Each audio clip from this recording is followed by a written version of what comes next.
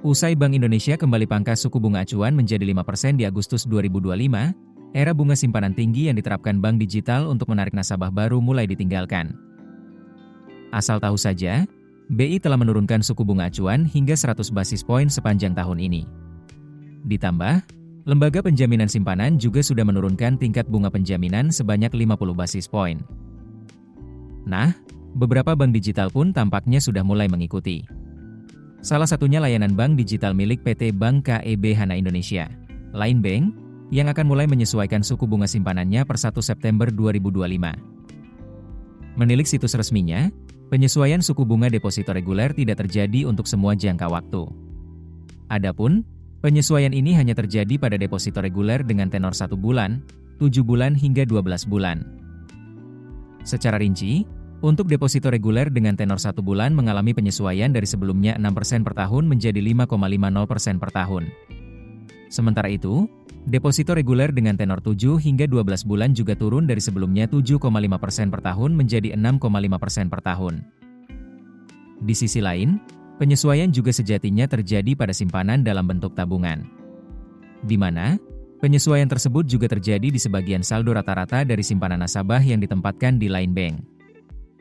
Sebagai contoh, untuk tabungan dengan saldo rata-rata di bawah Rp1.000.000 dari sebelumnya mendapatkan bunga 1% per tahun, mulai 1 September 2025 tidak akan mendapatkan bunga simpanan lagi atau 0%.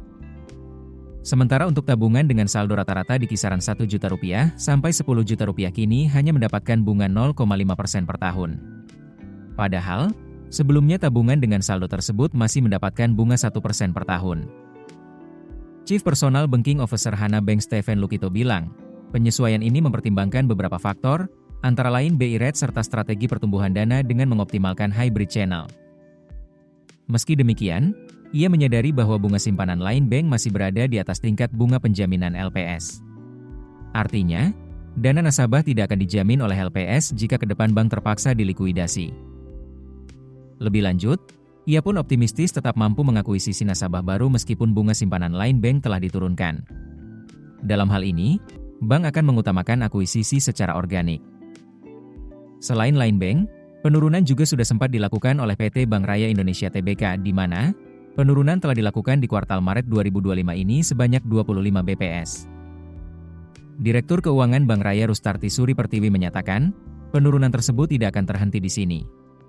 Artinya, ruang untuk penurunan suku bunga simpanan ke depan masih terbuka. Ia pun menegaskan ruang penurunan suku bunga simpanan tersebut mempertimbangkan beberapa faktor. Di antaranya adalah keseimbangan antara kebutuhan likuiditas, strategi funding, serta kondisi pasar. Tiwi pun berharap, penurunan suku bunga simpanan juga bisa diikuti dengan suku bunga kredit.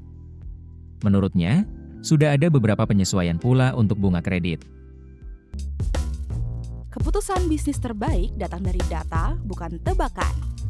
Mudah berlangganan Business Insight dengan subscribe with Google.